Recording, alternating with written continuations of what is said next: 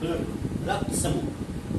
Karl Landsteiner ने सबसे पहले रुधिर को 4 भागों में बांटा सन 1900 में।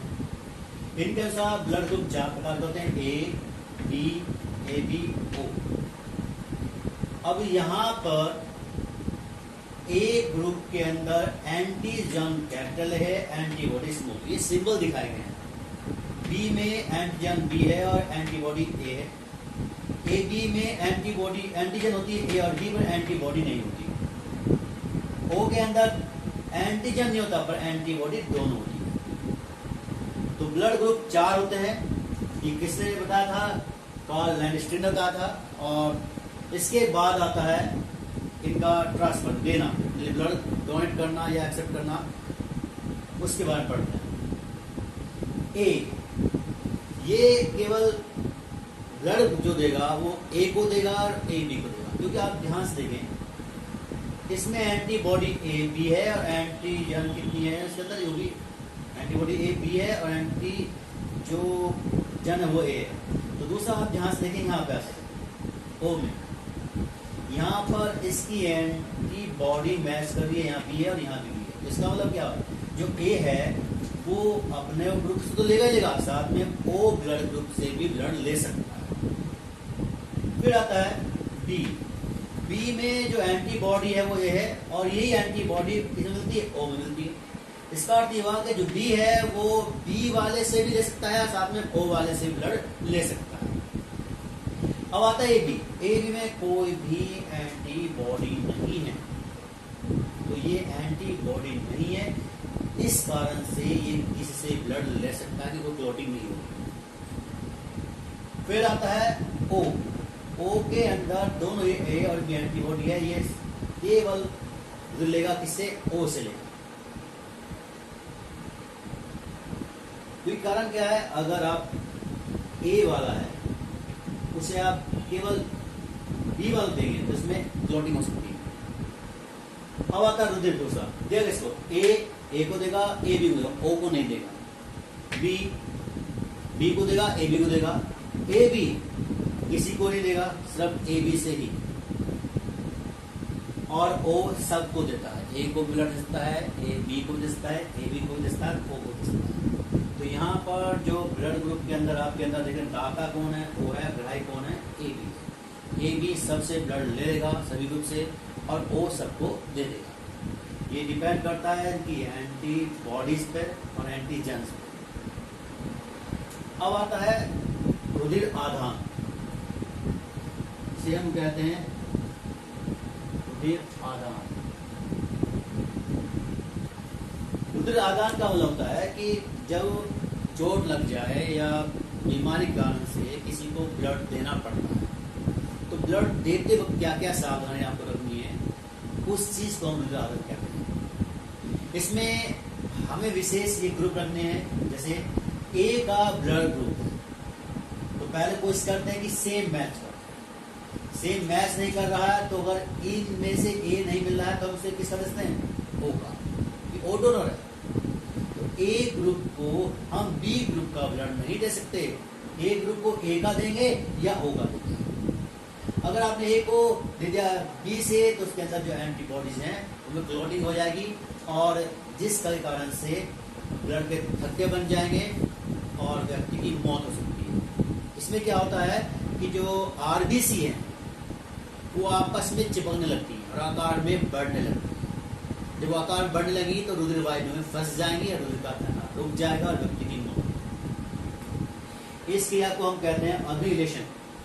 इस जो आपस में जब एक ए वाले को हमने बी ब्लड दे दिया उसे अभिलेशन बोल देते हैं, जिससे कि रुधिर के अंदर आरबीसी बढ़ने लगती हैं, चिपकने लगती हैं और रुधिर में फंस जाती है, रुधिर का थक्का रहता है। इसी प्रकार हमें जो ग्रुप ब्लड जब किसको दिया जाए तो इन बातों का ध्यान रखना है।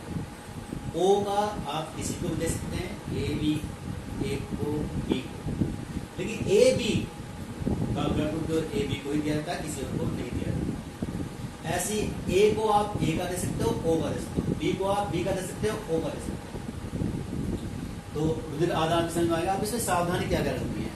जब भी आप किसी को रुधिर चढ़ाएं तो सबसे पहले उसके ब्लड की टेस्टिंग होनी चाहिए। उसे कोई बीमारी तो नहीं है।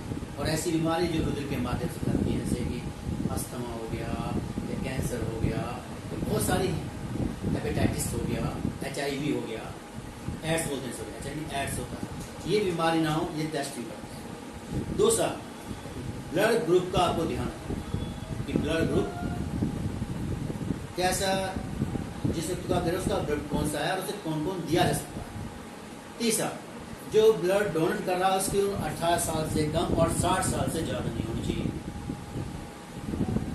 तीसरा, व्यक्ति स्मोकिंग ना करता हो। तो इन चीज, बहुत सारी चीजों को आपको ध्यान रखना होता है। और इसकी सुविधा के लिए ब्लड बैंक बनाए गए हैं। अब ब्लड बैंक क्या होता है कि ब्लड बैंक के अंदर हम रुधिर को स्टोर कर लेते हैं और इसमें लगभग 30 दिन तक प्लास्टिक की या पॉलिथीन होती है या बोतल होती है रबड़ की, जिनके अंदर हम इसको रखते हैं और इनमें सोडियम नाइट्रेट मिलाकर इन्हें ब्लड को सुरक्षित रखा जाता है। जब भी जरूरत पड़ती है तो ब्लड बैंक के माध्यम से रुधिर लेके रोगी को चढ़ा जाता है। उस वक्त की सावधानी बहुत सारी है कि जो आप ब्लड लेंगे वो ब्लड बैंक राष्ट्र के द्वारा यानी सरकार के द्वारा पंजीकृत होना चाहिए और ये अच्छी तरह चेक कर लें कि जो ब्लड आप ले रहे हैं वो वेल टेस्टेड हो चुका हो, उसमें किसी प्रकार के बैक्टीरिया या जीवाणु ना हो या रोगाणु ना हो। तो ब्लड बैंक जो होता है वो बहुत इंपॉर्टेंट है इस समय में, जब चोट लग जाती है, एक्सीडेंट हो जाता है।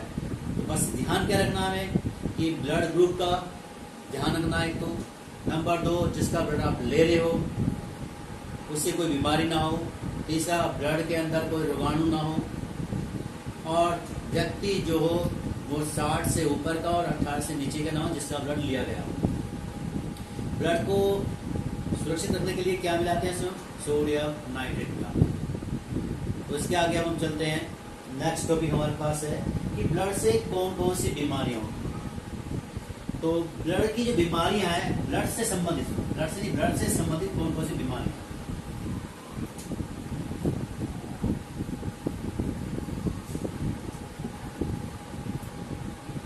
सबसे पहली बीमारी है हीमोफीलिया।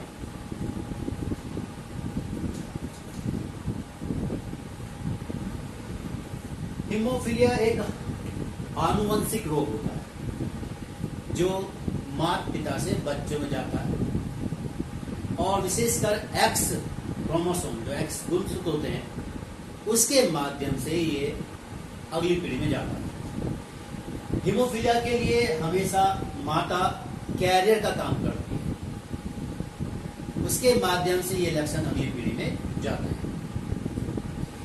इसमें क्या होता है कि जब चोट लगती है तो इंसान का खून लगातार बहता रहता है और रुधिर का थक्का नहीं बनता। अधिक रक्तस्राव होने के कारण से व्यक्ति की मौत हो जाती है। इस हीमोफीलिया में जो मेन है लक्षण वही है कि बस एक ही मतलब की चोट लगेगी और खून का बहना नहीं रुकेगा, ये इसका लक्षण है, इसकी पहचान। अब उपचार क्या गया इसमें? उपचार के लिए है कि सबसे पहले आप इसमें ऐसे विटामिन के, खासकर इसके अंदर कैल्शियम वाले पदार्थ, तो अभी आपने ब्लड बॉडी पढ़ाया कि ब्लड बॉडी में कैल्शियम आए और विटामिन के का इम्पोर्टेंट रोल है और वो रुधिर का थक्का बनाने में सहायक होते हैं। और समय समय पर अपने चेकअप कराना और उसके लिए जो मेडिसिन है उस मेडिसिन को पर्टिकुलर टाइम पे ही लेना जो डॉक्टर द्वारा दिया जाता है। दूसरी बीमारी है थैलीमीनिया, एनीमिया लेते हैं।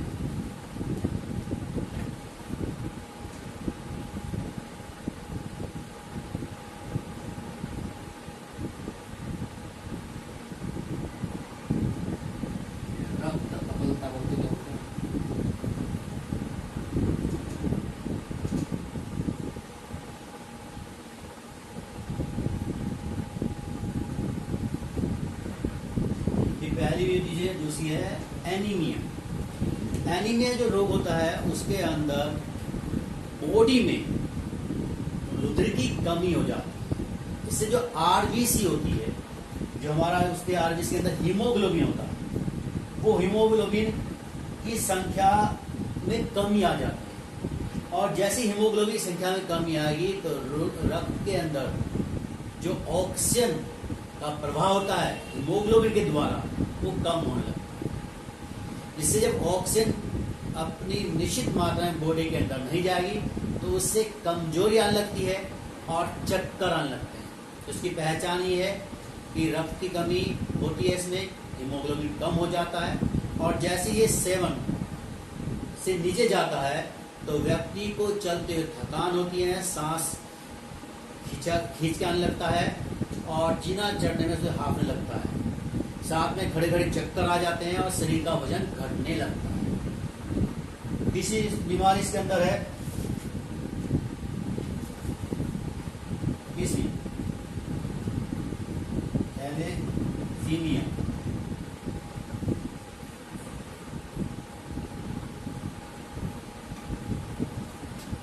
थैलेसीमिया में क्या होता है कि इसके अंदर हीमोग्लोबिन बनना ही कम हो जाता है। यहाँ तो संख्या कम होती, मात्रा बनता था, पर यहाँ हीमोग्लोबिन बनना कम हो जाता है और जिसके कारण से रोगी के अंदर ब्लड की कमी होती रहती है, आरबीसी की संख्या भी घटने लगती है। ऐसे रोगी को बार बार ब्लड चढ़ाया जाता है, एक निश्चित अंतराल के बाद ब्लड चढ़ाया जाता है और इसके लक्षण है कि चेहरा जो होता है यानी बॉडी जो है उसका वेट कम हो जाता है, चेहरा सिकुड़ने लगता है, साथ में चक्कर आना, भूख ना लगना, बार बार दस्त लगना और सांस खींच खींच के आना। तो पहली है हीमोफीलिया, रोगी का थक्का नहीं बनता।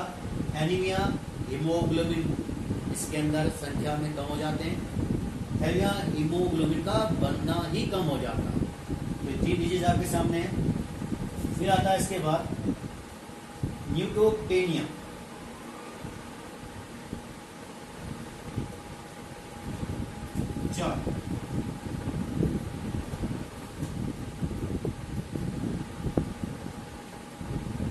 न्यूट्रोपेनिया